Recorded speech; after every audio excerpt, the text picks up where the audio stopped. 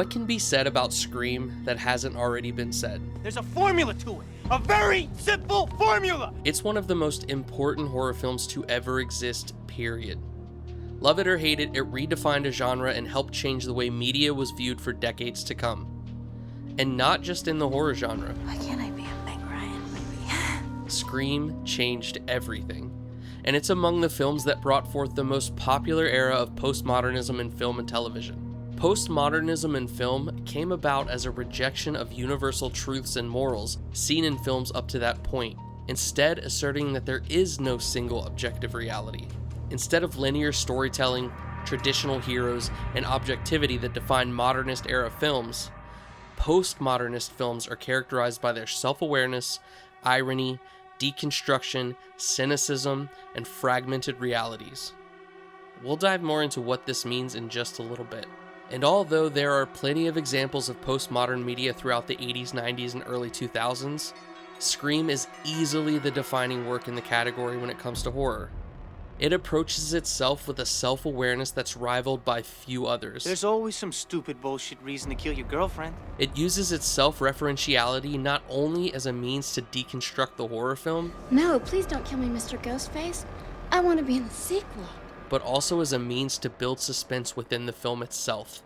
It cleverly uses irony and the fragmentation of reality to not only tell a story, but create the foundations of the characters within the story. Scream is not a slasher that happened to fall into the category of postmodernism. Scream is a postmodern work of art that happens to be a slasher. Postmodernism is the DNA of this film, and everything we see and hear is built upon that foundation.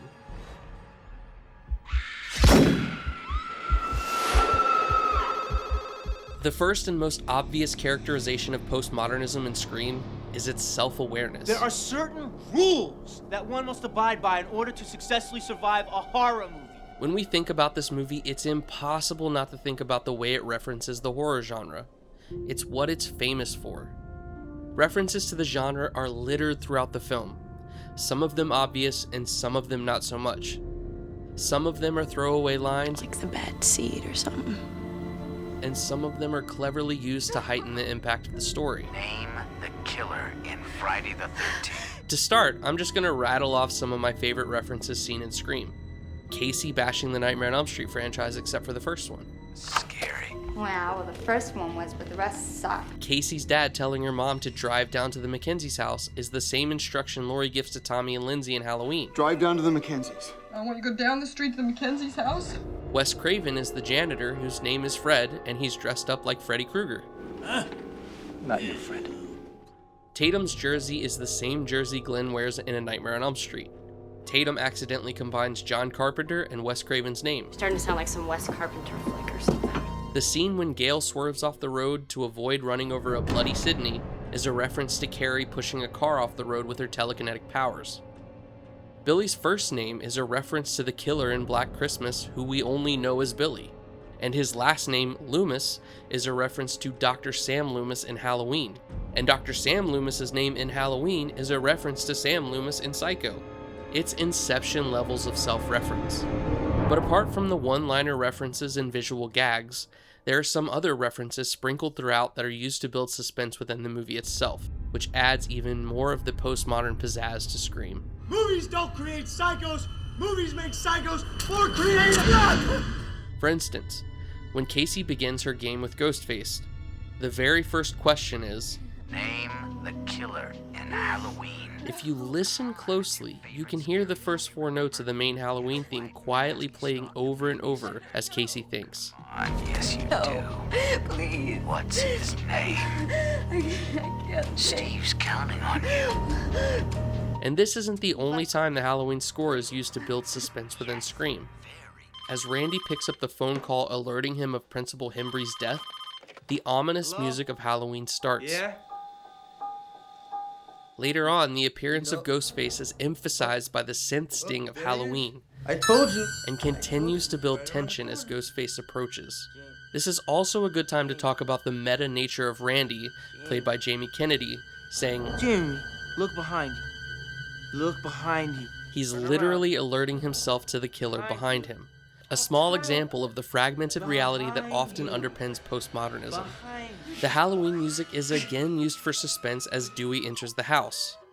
It perfectly times the synth stings with Dewey's actions, blending the sound design from Halloween with the quote-unquote real world of Scream. Another small example of fragmented reality, but more on that in a little bit. I'm also going to wait until we talk about Billy in order to touch on the last bit of Halloween music used in Scream. There are countless more of these referential Easter eggs hidden throughout the movie.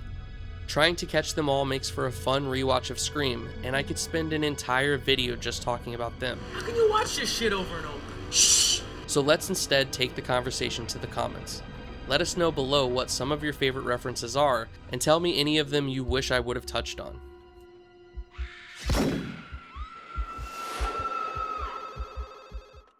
Another staple of a postmodern work of art is its use of irony. There are multiple ways in which Scream uses irony. Some of them are used in a playful manner. Some of them are used to define or redefine a character trope.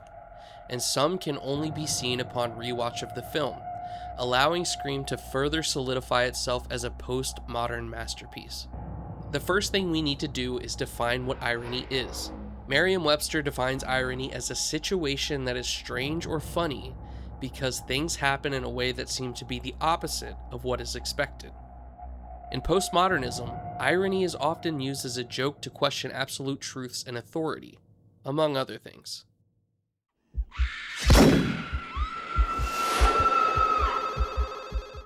To see the humorous irony in Scream, we don't need to look any further than Dewey. That's Deputy Riley today, Sid. Dewey is the lovable fool who not only brings comic relief to the film,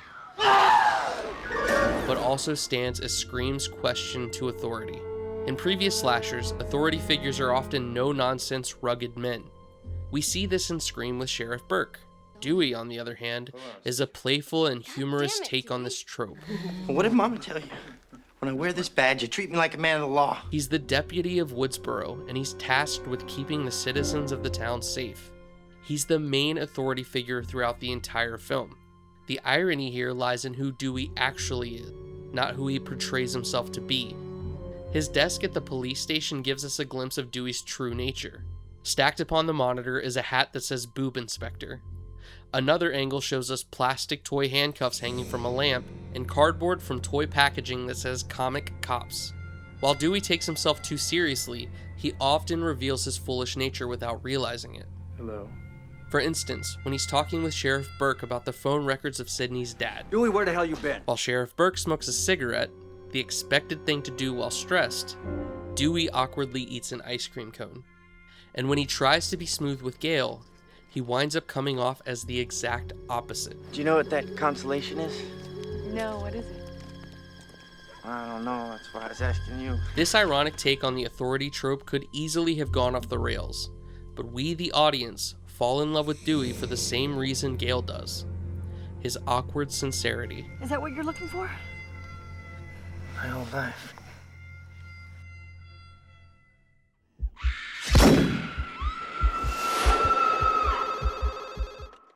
Another character that embodies irony, but in a different way, is Sidney. Sidney is obviously Scream's take on the final girl, but as the movie goes on, we see that she's a different kind of final girl. She embodies all the typical traits: strong, intelligent, vigilant, morally upstanding through the lens of the slasher film, as in no drugs, alcohol, or sex. But what makes her ironic is that she has knowledge of what a final girl is, but still breaks the same rules other final girls do. How come Jamie Lee Curtis is in all of these movies? She's the Scream. Often due to her overconfidence. For instance, the first rules of a horror film described to us in Scream is 1, You should never say who's there. Don't you watch scary movies? It's a death wish. and 2, You might as well just come out here to investigate a strange noise or something. she breaks rule 2 a few times, including during our introduction to her. When she hears a noise outside her window, her first instinct is to go see what it is. She then breaks this rule again after she gets her first call from the killer. Well, I call your bluff.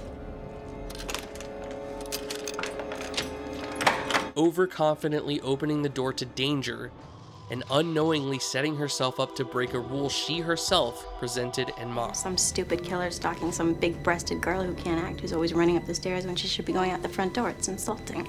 If she never opened the door, she never would have let Ghostface inside, and she never would have had to relock it, which led to her having to run up the stairs.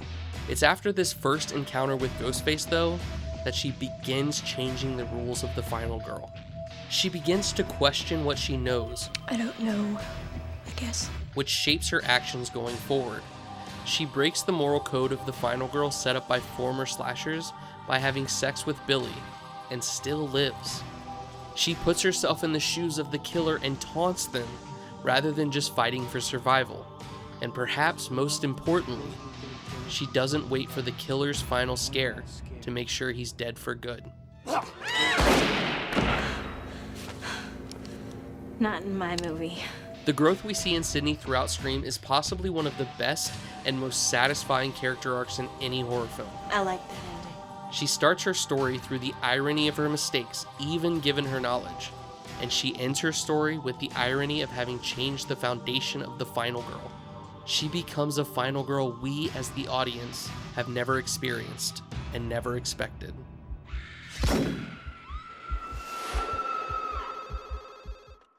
The last example of irony we're going to look at is dramatic irony, which can really only be seen upon rewatch of Scream. Dramatic irony is a literary technique originally used in Greek tragedy, by which the full significance of a character's words or actions are clear to the audience, although unknown to the character. This can be seen several times throughout the film once you know Billy and Stu are the killers. The first example of this being Casey's death. Upon first watch, we have no idea why she and Steve were killed. Once we find out Casey broke up with Stu for Steve, it becomes clear. Before she dumped him for Steve. I thought you dumped her for me. The killer's actions are now known to us, while Casey and Steve are clueless victims. There are several other examples of this throughout the film. The scene with them sitting around the fountain is dripping with dramatic irony. For instance, when Stu talks about Casey's death. Yeah, Casey and Steve were completely hollowed out. And the fact is, it takes a man to do something like that. Billy's response to this is another example. Hey, it's called tact, you fuck rag. And when Stu denies his involvement in Casey's death, Billy responds with, Nobody said you did. Thanks, buddy. Even Billy's punch to Stu's arm has new meaning on rewatch. And of course, the scene where Billy and Stu corner Randy in the video store is a masterclass in dramatic irony. You can see the twisted joy all over Stu's face, which is completely unknown to Randy. As with most things this film does, Scream uses irony with great impact. In fact, the use of irony is a lot of what this film is built upon, but it isn't the only thing that sits at the foundation.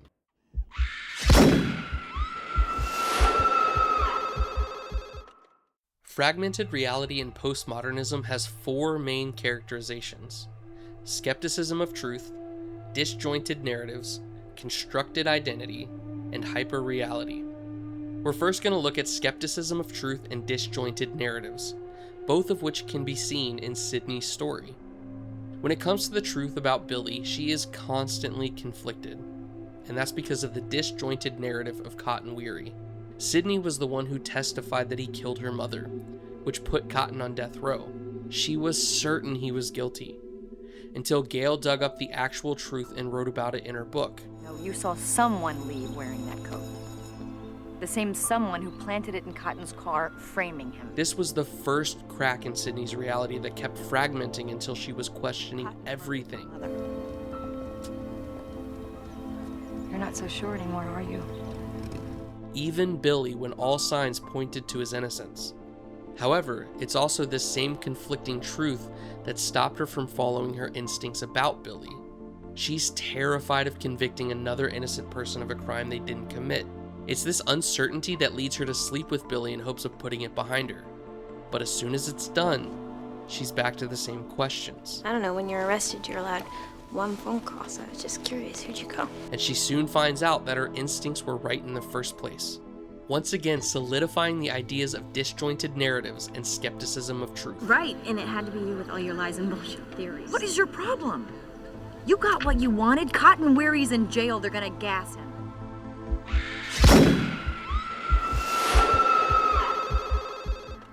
The third characterization of fragmented realities is constructed identity, which is the idea that rather than having a fixed, stable self, individuals adopt multiple fluid identities, often shaped by media and technology.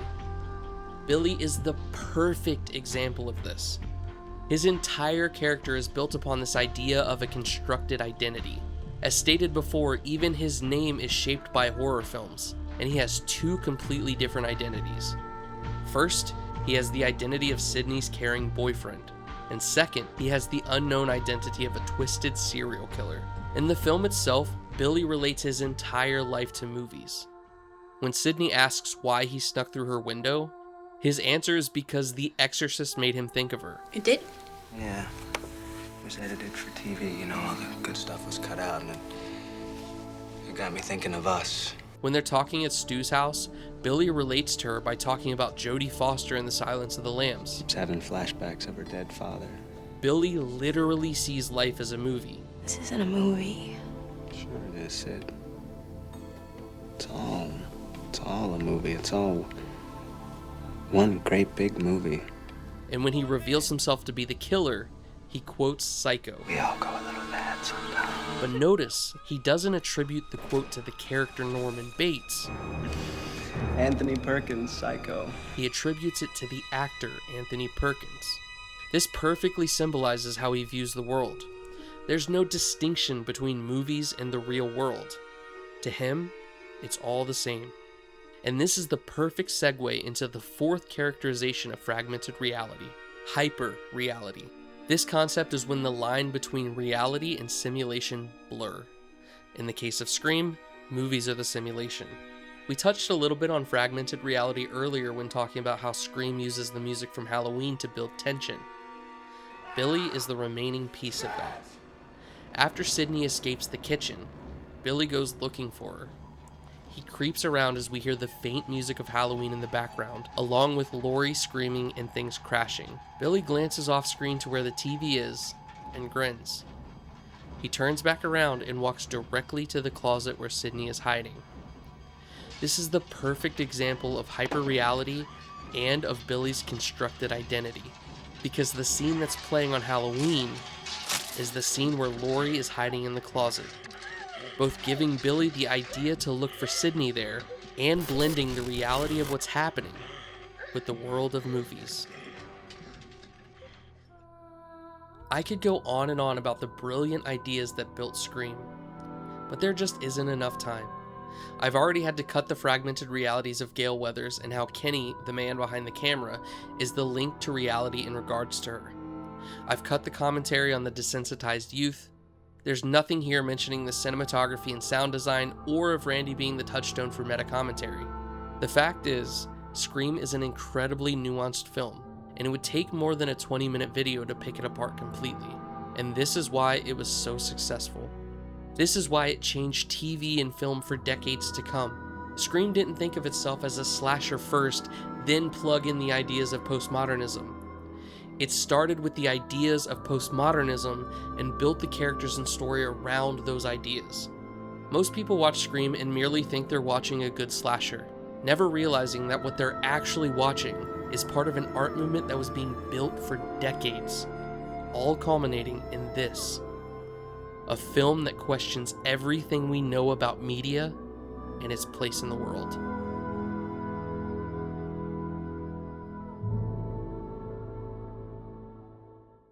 Thank you for watching, and if you like this video, please consider liking and subscribing for more.